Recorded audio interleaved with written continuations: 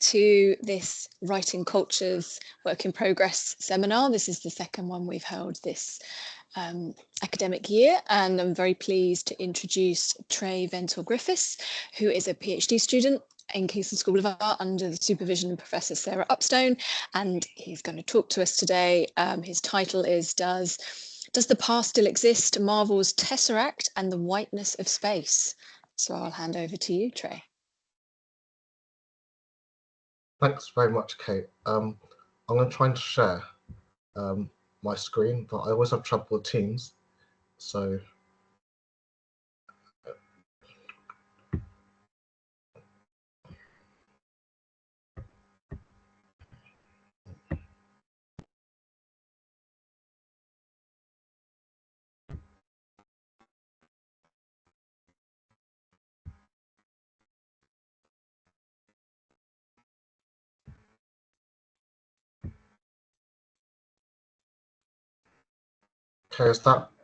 can anyone see anything?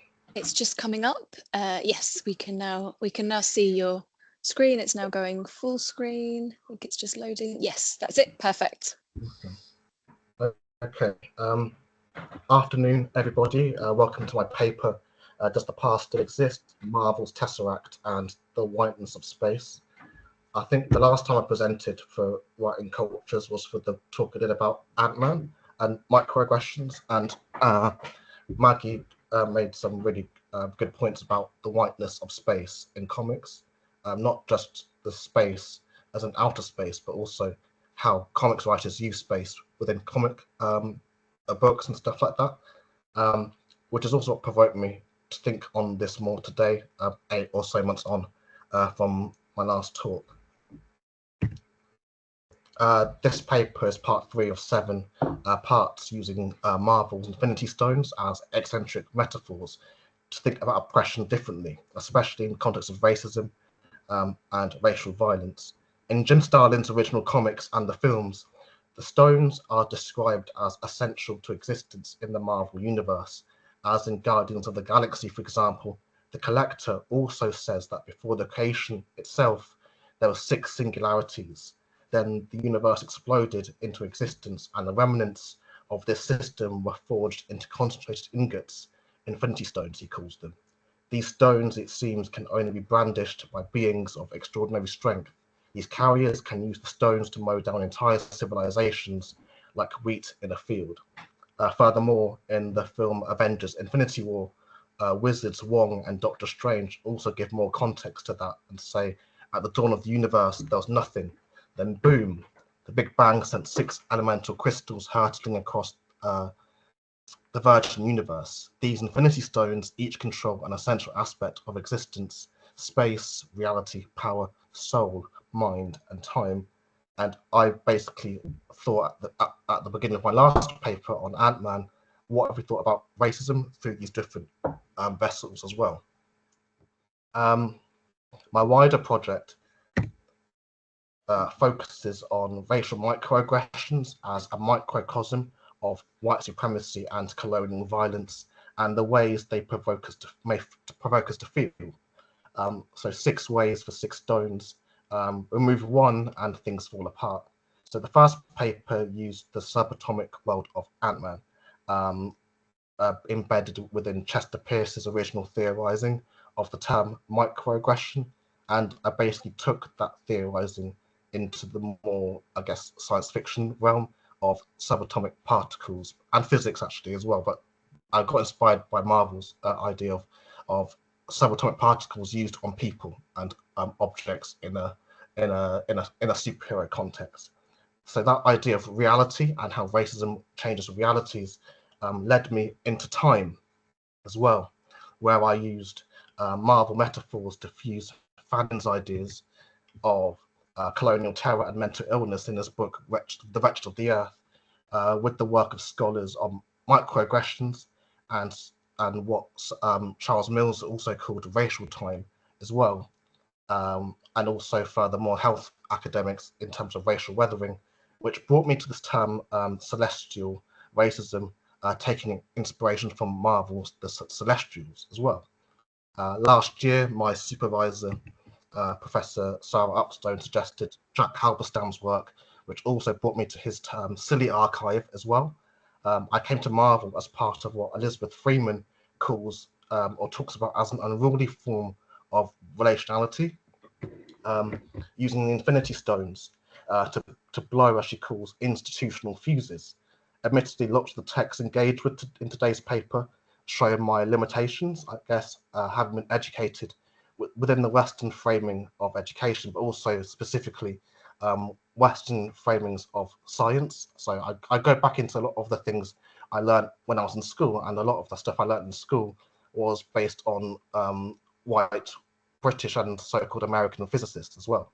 So I know more readings from the Global South, for example, say decolonial healing practitioners will come when I develop this paper later on. Yet not ordinarily reading in science, I feel like I'm going back into my child self mind, reworking lots of what I was taught in school, but in new ways and from a point of interest, like how some physicists have begun exploring how in heightened states of awareness, like dreaming or creativity, consciousness may link to dimensions beyond perception, maybe even access to a multiverse. Classical physics, for example, challenges public norms of past, present, and future being entirely separate. But like African cosmology further argues, the now, what we call the now, is imposed upon by a forever present and the past. Certainly, through collective experiences of racism in the global West, as per Double Consciousness by Du Bois, the space stone metaphor may then consider how constant impinging past and presence may show how we are capable of speaking with ancestral entities and spirits influenced by them through an apparent multiverse as well. In the MCU, so the Marvel Cinematic Universe, so that's the acronym. When I say the MCU, I mean the Marvel Cinematic Universe. The Space Stone or the Tesseract has abilities including teleportation, such as between dimensions, and manipulating the fabrics of space, and also creating black holes. Today, I consider space as an area, but also outer space as well. So a spatial dimension is the measurement for the size of something, like how a box is a mixture of length, height, and width. So a tesseract, in the Marvel sense, is a cube within a cube. And these things, at least in the mathematical world, are mathematically proven. They are said to be fourth dimensional objects, at least mathematically, and in Marvel, it is a containment device used to hold the space stone. In Marvel, it can travel anywhere in the multiverse. Marvel's version may not even be what a tesseract actually looks like, just its interpretation from our third dimensional perspective. Bending the realm of believability a little, I also like to think of space like whiteness as glitter in that sense, so glitter as a metaphor. You can make things with it. It upsets the wholeness of objects, like you pour glitter on a piece of paper and it obscures it, which is why I'm more science fiction than science. And if glitter gets on you, like whiteness, it can upset your sense of placemaking as well. In the Marvel comics, the multiverse was introduced during the early 60s. Starting with Marvel's Strange Tales in 1962, the multiverse appears again in What If in 1977, and then Marvel 2-in-1 in 1979. On screen, we see it in Doctor Strange, so Scott Derrickson's film Doctor Strange, later on in the Avengers Endgame, and also the Multiverse of Madness. The films show dimensions, including the quantum realm, shown in the Ant-Man films as well, prior to Doctor Strange, further to the astral dimension, the dark dimension, and the mirror dimension in Doctor Strange. Astrophysicist Adam Frank was consulted on the representations of the multiverse, and while he does not actually believe a multiverse exists, he thinks it is a great idea for fiction. So it's here I somewhat take that surface level idea of consciousness in an art sense for how dreams or creative thinking, necessitated by racism, may connect some minds or consciousnesses to ancestors and so forth.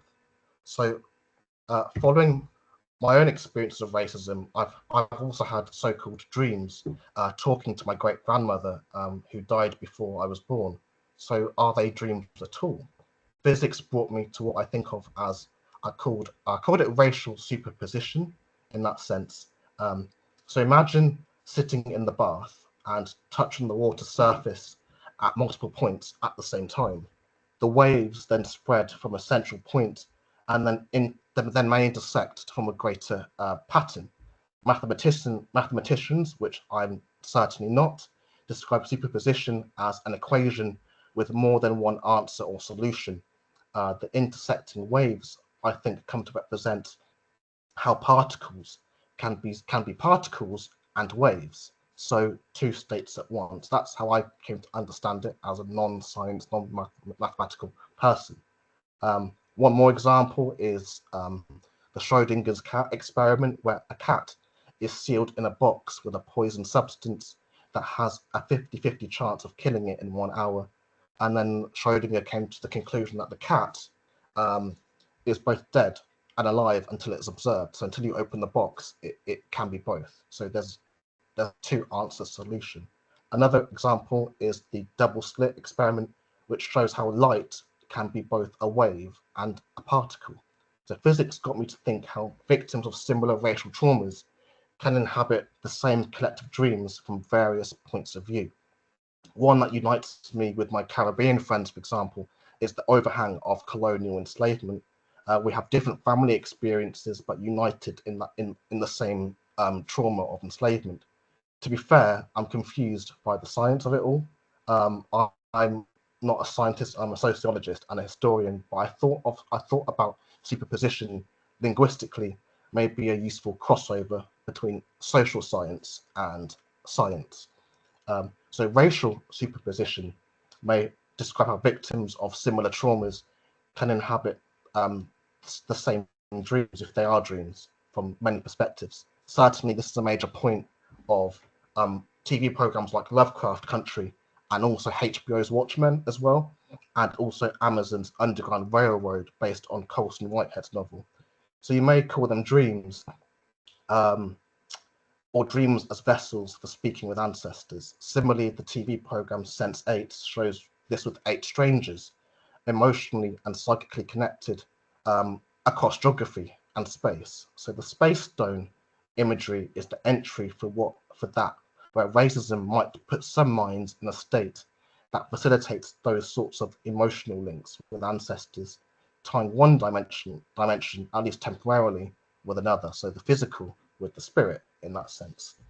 Anyhow, the Tesseract entered the MCU in Captain America: The First Avenger, central to the Marvel's version of the Second World War, and the device was later found in the Arctic Ocean after Captain America's battle with Red Skull. The Tesseract sends Red Skull off-world, which later on in Avengers Endgame we find out he was teleported to a far-off planet called Voromir. And Cap in the first Avenger is buried beneath the ice, and he's found in the ice by Nick Fury about 70 odd years later, which sets the plot for Avengers Assemble as well. The stone further shows up in Thor, Avengers Assemble, and also gives Captain Marvel her powers in the 1990s too. So in Avengers Infinity War, Thanos also uses the stone to travel the universe to obtain the other stones. And the Tesseract's ability to travel interdimensionally and manipulate space made me think about how the consciousnesses of those most exposed to racism, for example, like rubber ducks in the picture, like in the bath, when we sleep, might travel the multiverse individually on different waves, but on the same water. Sort of how each wave is a liminal zone between the physical and the spirit in that sense. So in the 60s, poet Maya Angelou wrote, "Bringing the gifts that my ancestors gave, I am the dream and the hope of the slave." Last year, I was also featured in a book called Part of the Story that started before me, poems about Black British history. And much in the same way, these poems connect us to the spaces our ancestors took up. If our ancestors are all around us, as I will explore later with Alice Walker, time doesn't actually matter that much. The material and the spirit worlds standing close, not always split by time, but space.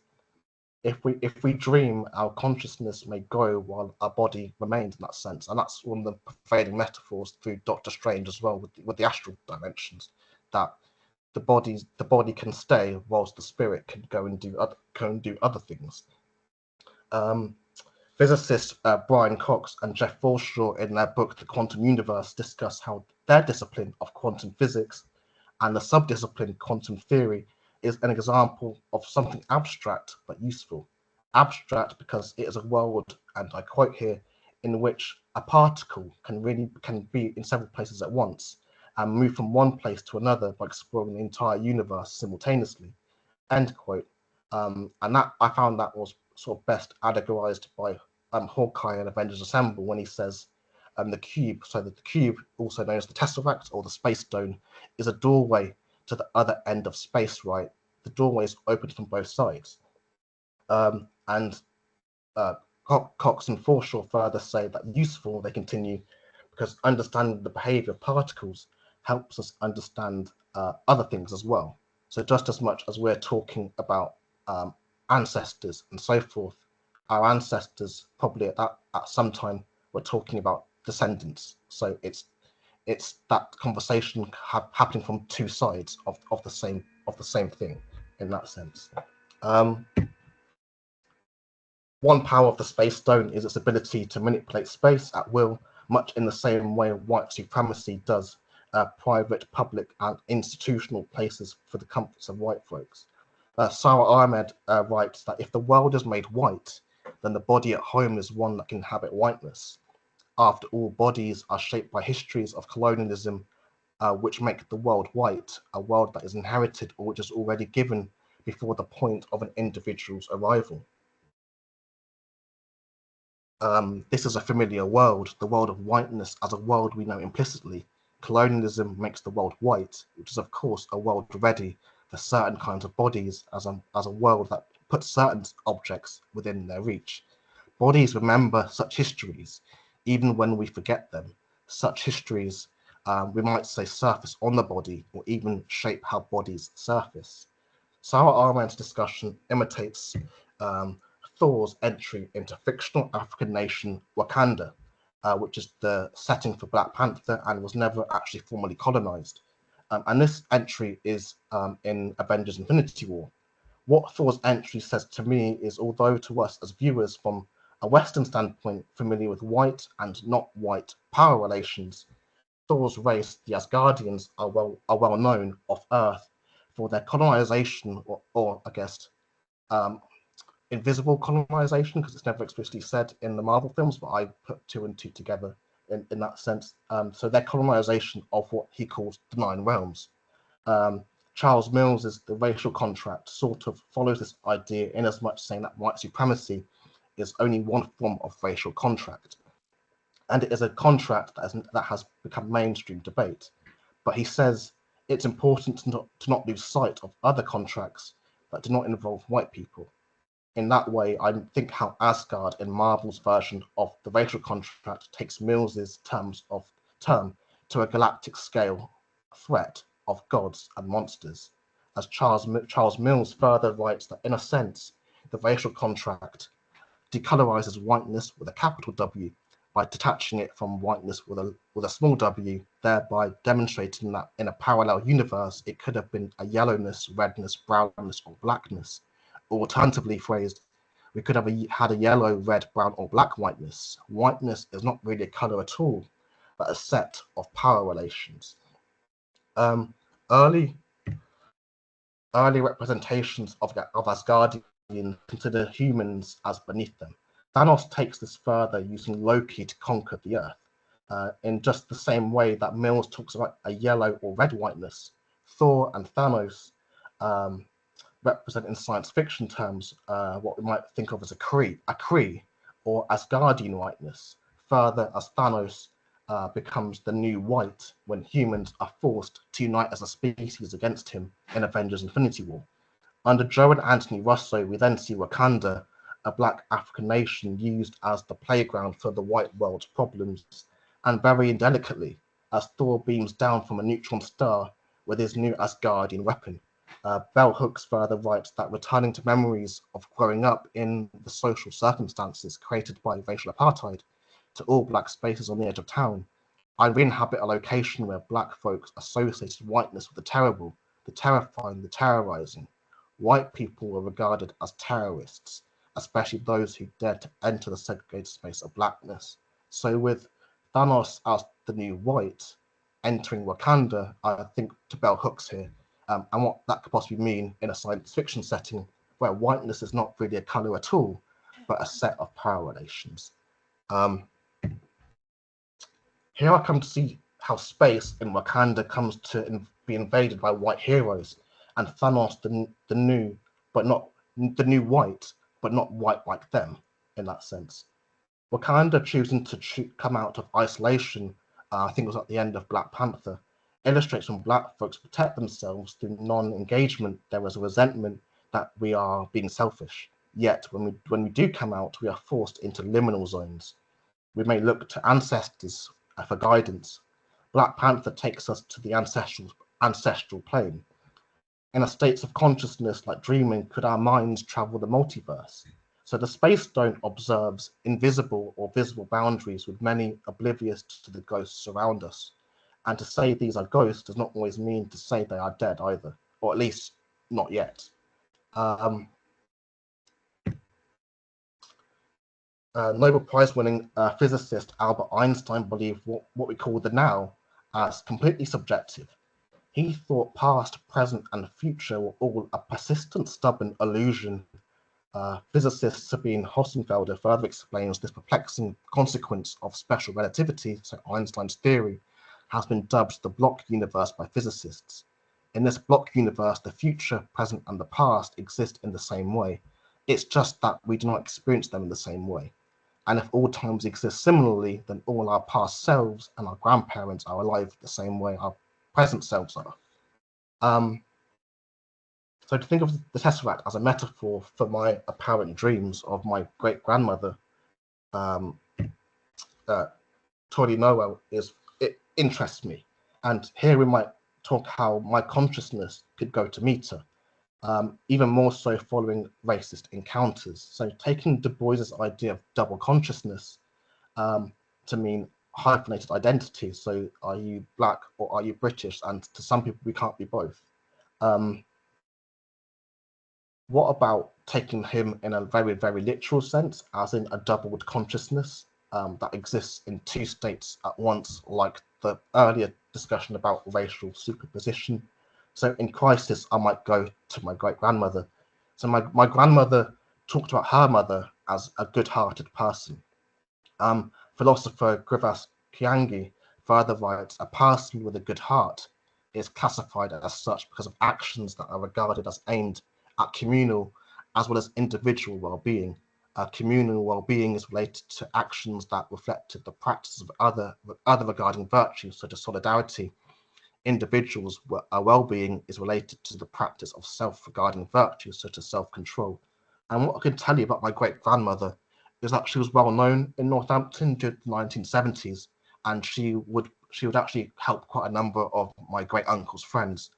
So by giving them food and places to sleep and stuff like that. So for many Rastafarian men of the 70s, they couldn't always go home and things like that due to the stigmas against Rastafarian. And I know several of my uncle's friends had dreadlocks on their head in a time when there was a lot of stigma against Rastafarians within that culture of over-policing and so on. So I think Kiangi's points in relation to my great-grandmother might hold some weight as well, further to the fact that Grandma Toyley used to make soup on a Saturday afternoon, and a lot of people in the neighbourhood would come to get their Saturday soup.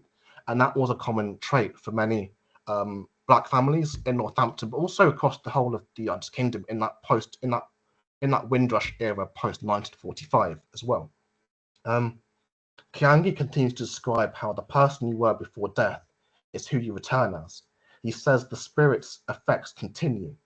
so that the good spirits join the ancestors and bad spirits are isolated, like which is what happened in Wakanda Forever, when the subjectively good Wakandans forebears are together in the ancestral plane. So T'Challa's father and mother and so forth, and the rest of their ancestors. Well, Killmonger, who was killed at the end of the first film, is alone in the Citadel because he's apparently a bad ancestor. But I'm not haunted by my great grandmother. She graces my space. In Ghostly Matters, sociologist Avery Gordon talks about haunting as a state which abusive systems of power make themselves known and their impacts felt in everyday life, especially when they are supposedly over and done with. Colonial enslavement, for example.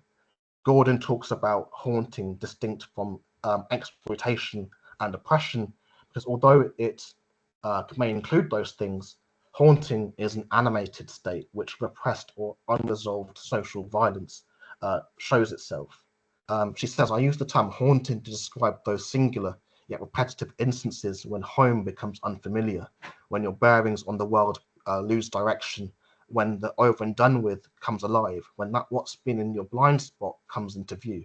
Haunting raises spectres and it alters the experiences of being in time, the way we separate the past, the present, and the future.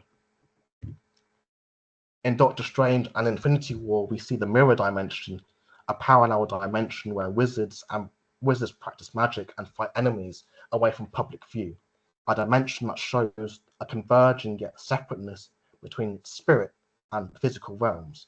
Constant exposure to white racism may show these cracks as liminal zones for Black folks to be, I guess, in two places at once. In 1998, novelist Alice Walker further says that we're walking around on the earth that is actually full of ancestors, and we never pay any attention to this fact. I mean, most people don't.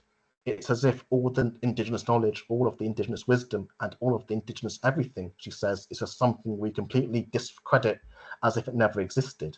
And that is a deep impoverishment of us as modern people. That's why when we walk around, that's why we walk around like we're zombies, and just discussing the late 90s here as well. I know that it feels like what it feels like to be supported by ancestors. I lean on them all the time. These are the people that got me as far in life as I am, and they're there. Walker's points showed the veil between worlds for some might actually be thinner, and to get there not only takes belief, but what some might view as magic as well. In the 2011 film Thor Odinson tells Jane Foster that in Asgard, science and magic are one and the same. For example, if the way white folks may over-intellectualize a dancing skips over dance as a language they are in large not fluent in, perhaps we can see how dance spotlights what some call body feelings, wellness practices that colonizing Europeans demonized as magic.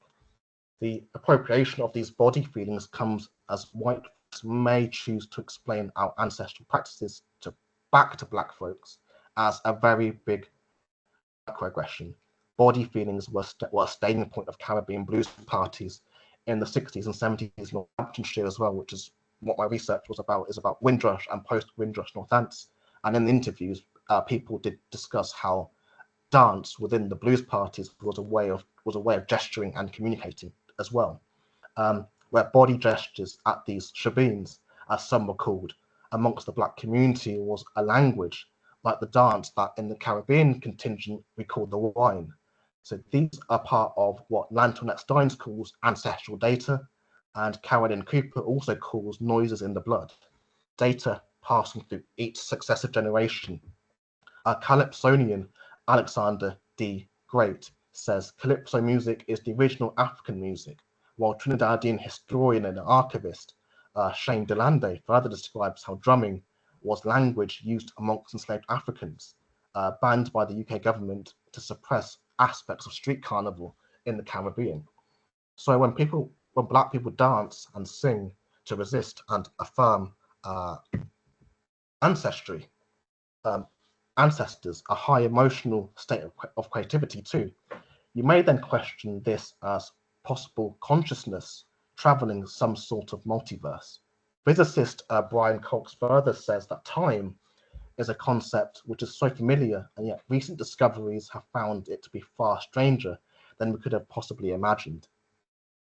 I think the question, what is time, is one of the most fascinating and evocative scientific questions because it's so fundamental to the human experience. Our experience of the world is that the past is written, it has happened, and the future is yet to be written. Yet at the same time, physicists may also say that because of this block universe, past, present, and future are also subjective at the same time. So creativity and dreaming, like in the Black context of exposure to racial stress as a way for consciousness to travel the multiverse, is how I began to think of us Black folks being in two places at once in some instances. In the now, what we call the now, or also connected with the then, subjectively. So racial superposition, a work in progress, which I expect has been said in other ways by different academics, saying decolonial healing spaces and also in African cosmology spaces. I come back to the crossing of multiple waves in the bath at the same time.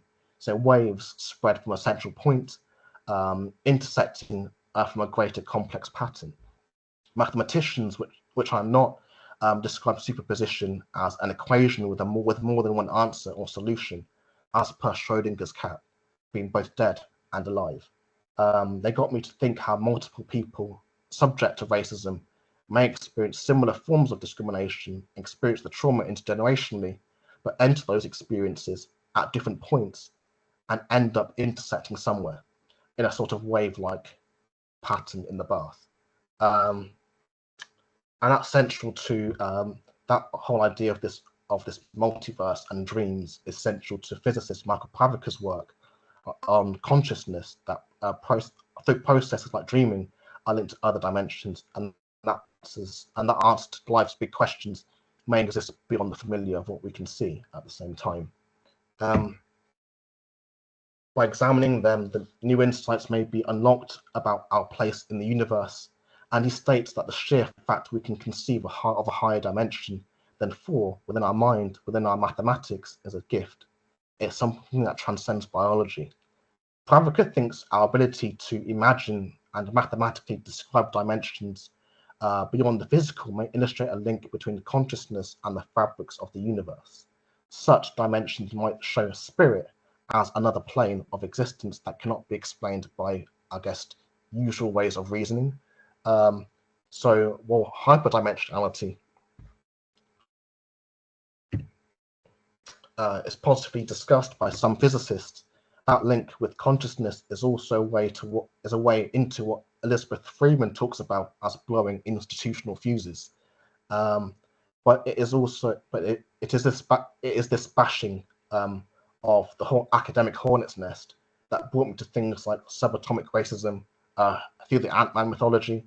Carlo Rovelli's work has also been encouraging, while Richard Feynman affirms the space of not knowing, contrary to a lot of academic culture, puts onus on having an answer. So it's okay not to know things, but I also find at the same time, even just being a PhD student, when you say you don't know in academia, people will look at you a bit funny as well. So there's that juxtaposition. So I have quite a number of questions, but no answers, and I think there should be space for that as well. A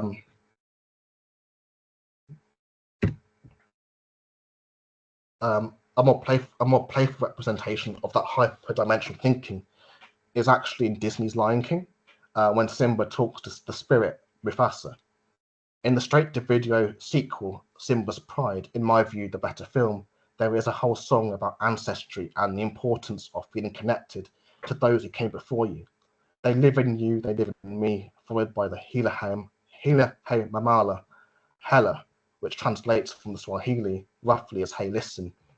In Grenada in this year, back in March, I felt this pull stronger when I went to visit my family gravesite as well, which includes my granddad's sister, Auntie Rosie, who died in Northampton over 20 years ago, but her body was taken back to Grenada to be buried on the family plot.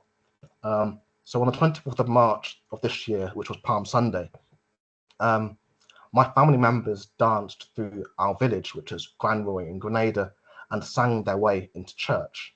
I've never been to Africa, but the song and the style of song was reminiscent of what I think gospel may have come from in that sense. So the very African roots of gospel music.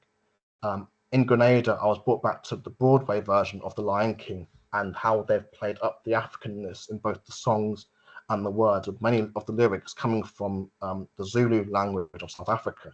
So I hear the opening lines up to the stage version of Lion King because it's like a calling home through the Caribbean and back to Africa. If ancestry could speak or be embodied in something, it would be Broadway's Lion King. And I've never actually seen it on stage, but I've listened to the entire soundtracks and stuff like that, and it's very very cathartic, and it reminds me of going home back to Grenada and how my grandparents talk about growing up in the Caribbean as well. So I'm nearly at the end. So in closing, my Infinity Stone synthesis and this paper was all about the metaphor and getting people to think or bend the limits of believability to think about inequality differently. Work done on intersectional oppressions got me to think how racism warps multiple threads of existence which are not immediately visible to the human eye. But right now, this paper was just a first draft.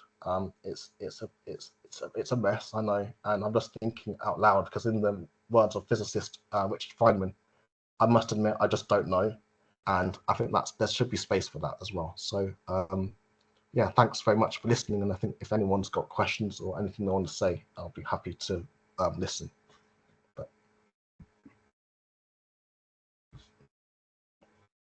Thank you very much. So I'll open the floor to questions or comments.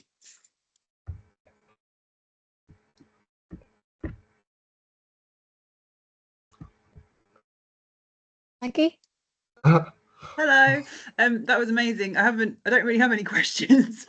Like you said, you didn't have any answers. I don't have any questions, but there was a lot in there, and there was a couple of things that made me think again just about the comics page and how that translates into the kind of cinematic universe.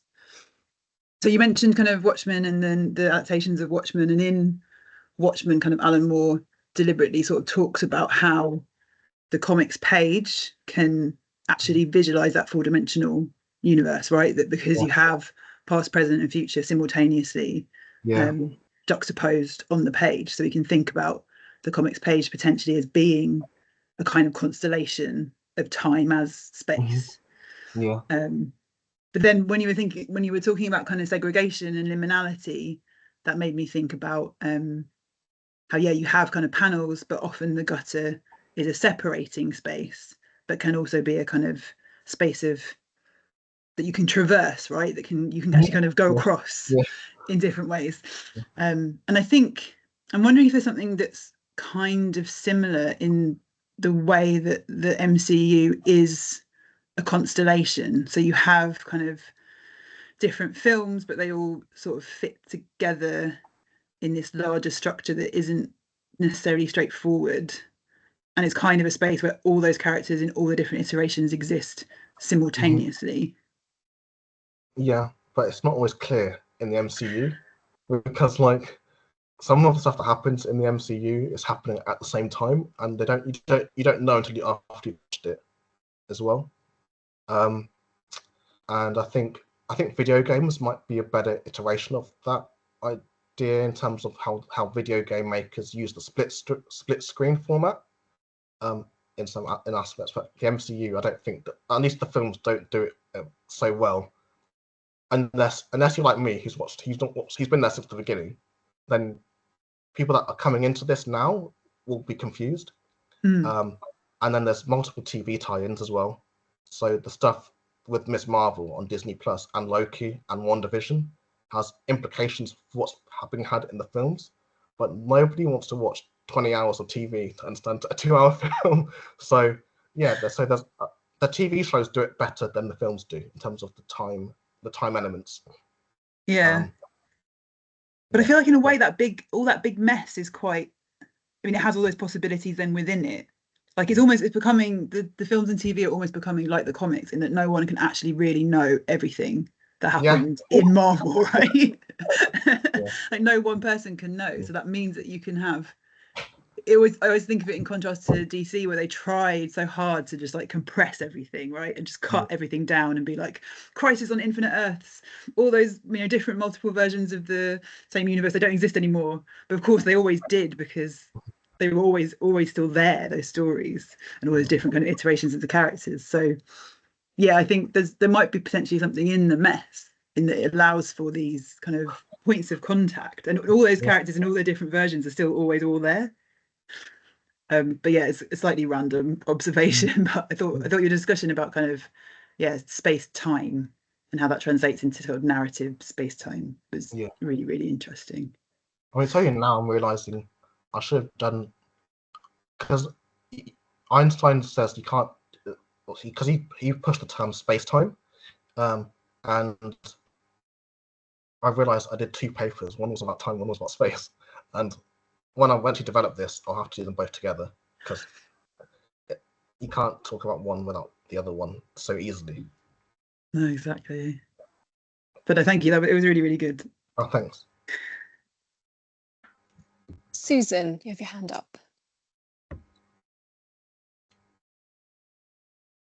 you have a question?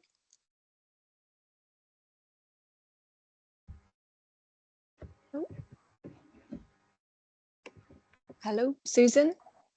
That's the name I've got on the screen. If you've got your hand up. Be some audio problems, or feel free to type a question into the chat if you're having problems with your mic. Any other questions in the room? Or comments? I've got a question. I thought you would. Well, I kind of know the answer. I think in some ways I know the answer to this, but I suppose I'm really struck by the fact that you had brought the story of your family into this, and I was thinking about the work that you're doing around Northampton, and we've talked quite a lot about haunting of those spaces. Yeah. And I was wondering if you might say a bit more about how you see this research around Marvel potentially opening up those conversations around Black communities' relationship to their own histories. Yeah, I think it's definitely possible. I think I'll come back to my dad. My dad was telling me, like, when he was growing up in the 1970s, that Black community relationship with comics was quite powerful in that sense, that comics wasn't this white thing, and like you go into comic spaces and stuff, and like there'd be a diversity of people, and then you'd also at that time you had like martial arts movies as well, and everyone was imitating like Enter the Dragon and stuff like that. So I think when it comes to what I'm doing with Marvel and theorizing Black communities, it might speak to my dad's generation. I think Generation X as a way in, but I think generally Black sci-fi does that anyway. It's just that Black sci-fi doesn't get the resourcing that white sci-fi does. But I think if Black sci-fi did, it would definitely connect with Black communities in the way that I think the stuff I did with Marvel could. But I think Northampton in particular, there's a lot of things that have happened in Northampton that connect to this. And the next paper is the one about is the Soul Stone, which is about manipulating spirit. So spirit, energy, and the dead and unliving and stuff like that. Very horror, all that horror adjacent stuff. And I think in Northampton, a lot of the buildings that my grandparents used to go to have been demolished, or they've been taken over by other groups. So when you demolish a building, you somewhat demolish its history as well. You lose the history of it. So I think what I've said here about time and time being relative as well probably plays into that how we think about time in the public is not what time is. So yeah, I think that Marvel Comics can do it, and I think if I did a more comic studies based paper rather than a films based one, it'll be easier to see, because the way the comics show time is, as Maggie was saying, and then how they use space and the panels and things like that, and how you can see everything together. Whilst in the film, you're limited, you're limited by space, and you're limited to 2 hours as well. So yeah, I think hopefully I've made some sense, Sarah. But yeah, I think science fiction has a big possibility in terms of giving Black communities their history back. The stuff I said about my family is only a little bit of it. That's just my grandmother's mother, but I've got stuff going further back, 2 generations past that as well. My dad sent me a family tree today, so I have to go through that. So that's taken a long time. So there's that. So there's lots of things we can talk about, and I found my family names in the UCL slave trade compensation records, the digitization of the records as well. So, and it's still the same part of Grenada as well. So there's a lots of things that we could look at, and Lovecraft Country does that really well, and so does Watchmen. But I'm just thinking about like, what would a UK perspective look like in terms of that. But yeah, I don't want to go on because in case someone else has a question. Yeah, no, thank you, Trey. It's fascinating. Thank you. Yeah, we're having some technical problems, I think, that Susan can't unmute, and I can't unmute her either. So, and it's a complicated question, not surprisingly, with the detail in this subject. So I'm not sure there's any way around that. Perhaps you can contact after the session and have a discussion, maybe. Any other questions or comments? Yes, Maggie. I've got another one, which is just kind of spinning off the idea of going back to sort of comics rather than the TV shows and movies, because I think you could do some really interesting stuff looking at that sort of constellation of what's happening in comics in the 70s, because martial arts had such a big influence on comics at that time. So all of that kind of kung fu stuff is also present in the comic books, including particularly in Marvel, and there's also some influence of like kind of blaxploitation films and science fiction kind of going on as well. So it could be, you could do some really interesting stuff there. I did have a kind of another thought, which was when you were talking about whiteness as a power relation, not a colour, and the kind of decoloring or decolorizing of whiteness. I think you were kind of that quote from Mills, I think it was.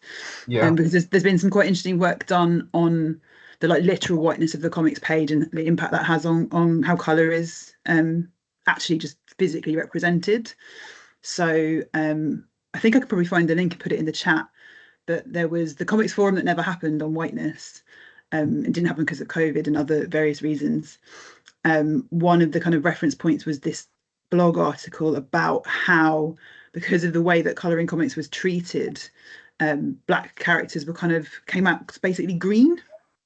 And she makes a kind of comparison to photography, and just kind of how like all kind of like photography infrastructure and the actual kind of technical construction of cameras and how they're kind of calibrated was to kind of the benefit of white faces rather than it just meant that people were kind of lit in a really kind of terrible way.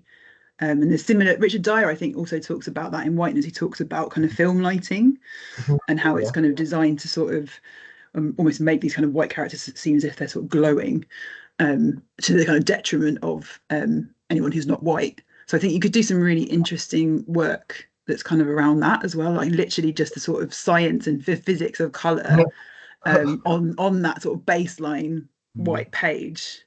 So it might be worth kind of looking into. I'm just trying because I'm not science literate, I'm not honest, because like numbers to me, I find it really difficult to read numerically in any way.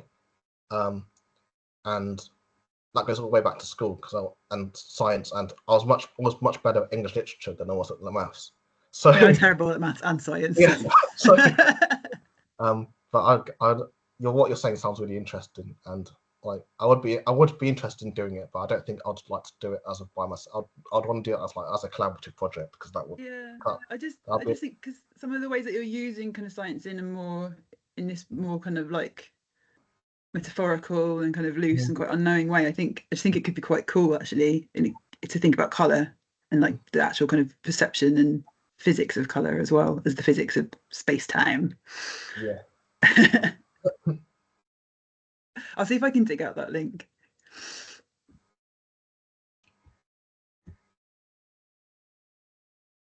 Thank you. Any other comments or questions? We're coming up to 5 to the hour, so got time for one more if anyone has a burning comment or question. I've got to go and watch all these films and catch up, as I know absolutely nothing about this whole universe. Don't feel compelled, because like there's too many of them. I'm not. Well, it sounds like it would be an impossible task anyway. Brilliant. Well, let's thank Trey once more for his talk and provoking ideas, and thank you very much for coming along today. I will stop the recording, and always make a funny noise when I stop the recording. Stop the recording.